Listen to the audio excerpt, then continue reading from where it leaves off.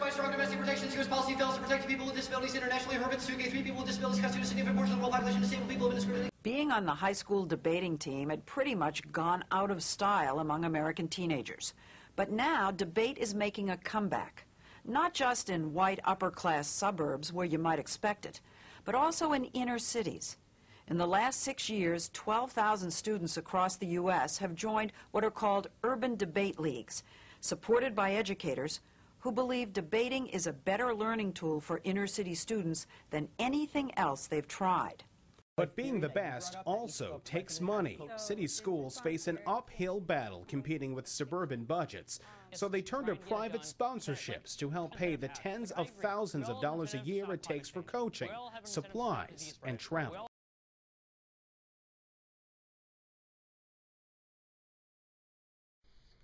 What role has debate played in your development as a citizen, such as your political identity, your social and familiar identities? In the long run, it helped develop how I think about politics by giving me the sort of critical thinking skills that I think are important to being able to understand issues. So most people observe the media, for example, which is the method that politics occurs at, and they sort of take the media at surface level. Well, they either take what happens in the media at surface level and say, well, this is how politics operates. One group fights another group. Or they simply dismiss the media and say the media just lies about everything. And I think that debate allowed me to parse that out more effectively and understand that politics operates not the way we think it does, which is between Republicans and Democrats, but operates at a much more baseline economic and social level. Explaining how debate has affected my social identity is quite a bit different. I think that debate made me much more aware of my social location in the world, both as sort of a privileged individual who had the opportunity to compete at the university level in competitions that a lot of people don't have, but also made me aware of a lot of the ways my life is very different from other debaters. So most debaters come from privileged families that are wealthy. My family was not poor, but it was a military family, and I didn't go to private school like many of the top debaters did. Went to public school, and it made me realize what advantages I had, but also it made me realize that there is this whole sphere of people who are represented in the main debate community who are extremely wealthy and just sort of live a different life than even myself, who I thought of myself as being fairly privileged, as being they were far above me in the social aspect. So that's a lot how it shaped my life in a social, political way. Would you say that privilege is necessary to be successful within the debate community, or to what degree would you think that privilege has an effect on someone's success in debate? Well, I think it has a big effect on your success. It's not. I don't think that there's any essential element to it. That is, there's been good debaters. There's been good debaters who came from economically disadvantaged backgrounds. There have been good debaters who have been minorities. There have been good debaters who have been women.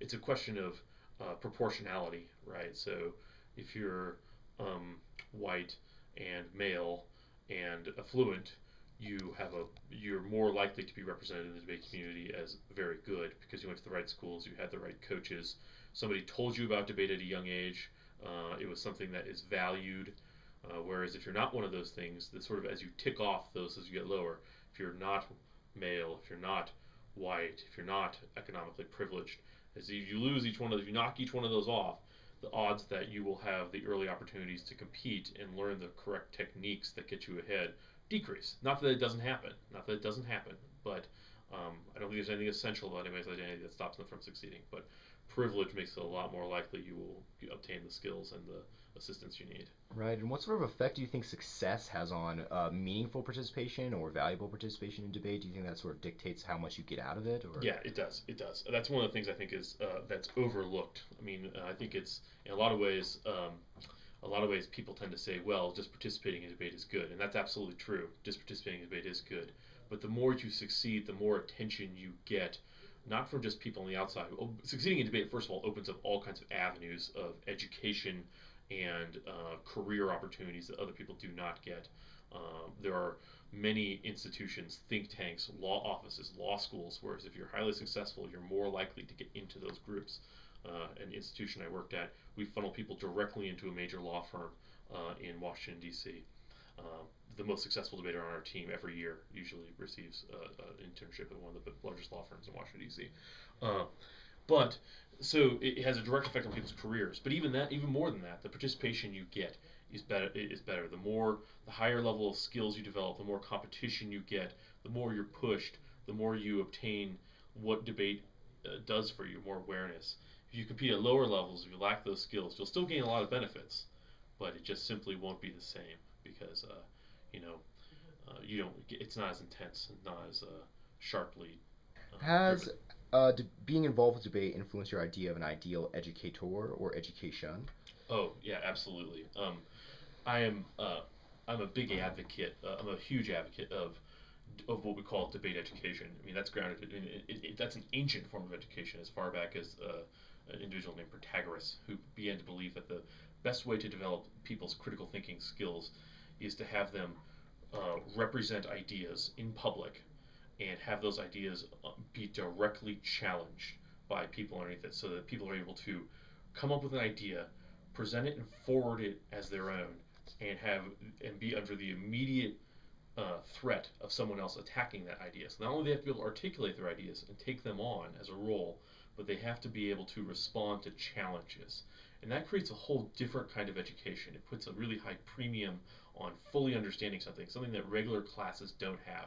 Regular comments in class, where you say, "What do you think, class?" The class has an idea and you say, "Oh, well, that's one view." That's just not the same as the way debate works. In debate, the students take responsibility for ideas. And I think the best part about debate, and even Protagoras knew this 2,500 years ago, was that the best part about debate is that even though it's dangerous in terms of you have to come up with an idea and someone might attack it and you have to respond to it, it's also safe because nobody in the debate round or in a debate experience expects that to be your real idea. Nobody comes after you afterwards and says, "You're a terrible person for saying those things," right? They know that you're just experiencing it, and we just suspend disbelief for a little while for the purposes of gaining an education.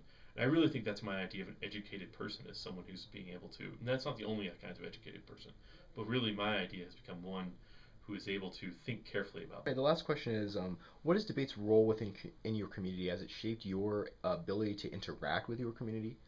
It really changed my idea of a university. A couple of years ago, I had to give an hour-long lecture about the role of debate at a public university, and I did a bunch of research about what it is that public universities came about, and what I discovered is that the role of the university is precisely the role of debate, which is the university is supposed to be a safe space in which professors can advocate ideas and challenge each other without having the church authorities in the medieval period or the political authorities show up and say, "Well, you're all under arrest for whatever you just said."